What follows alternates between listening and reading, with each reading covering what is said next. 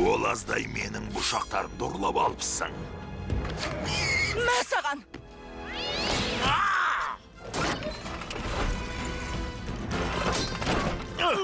Осыдан қолыма түссеңдер, аямаймын, оңбаған мысықтар. Көкезуге белгі бер. Керемет. Бер жақында. Мен дайынмын. Ал қане.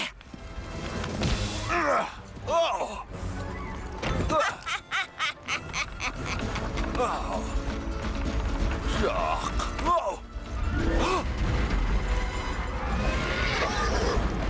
Жоқ.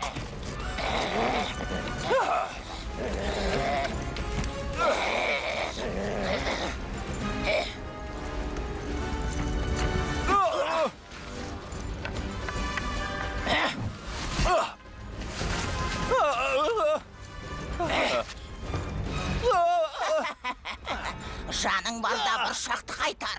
Жоқ, жоқ. Мысықты қалай лақтырсаң да төрт аяғымен түседі деген рас па екен? Жоқ, бұл иттердің таратқан алып қашпан емес. Жоқ. Оны қазір тексеріп көреміз.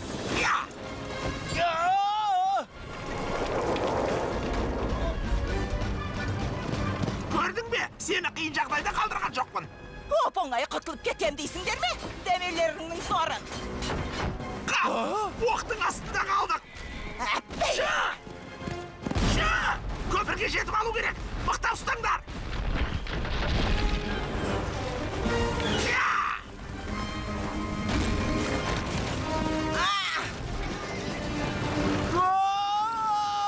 Көпірге жетіп алу керек. Мықтап ұстаңдар.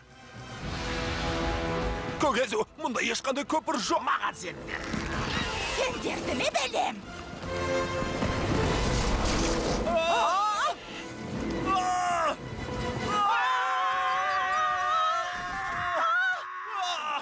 Біткен жеріміз осы.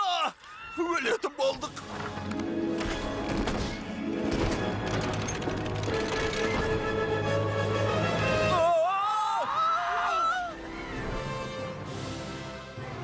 Мысықтарды жек көрем. Сендерді ме білем?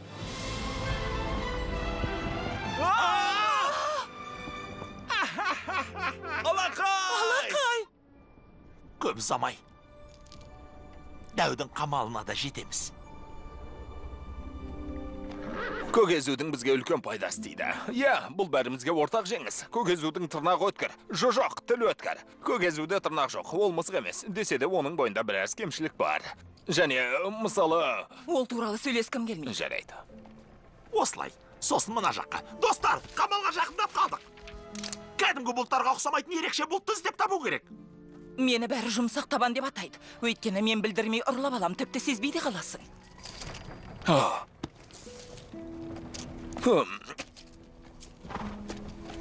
Шынымды айтсам ма?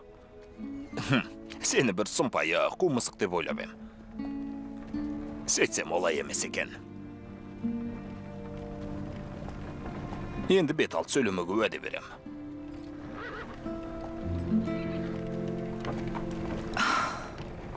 Енді менің хикаямды тыңда. Мен жабайы мысықтардың арасында өстім. Бәрі менің тырнағыма қызығатын. Бір күні мейірімді ерлі зайыптылар мені асырап алды. Күнде таңертеңгісін сүт беретін. Мені сондай жақсы көрді. Бәлкім перделерін тырмалап,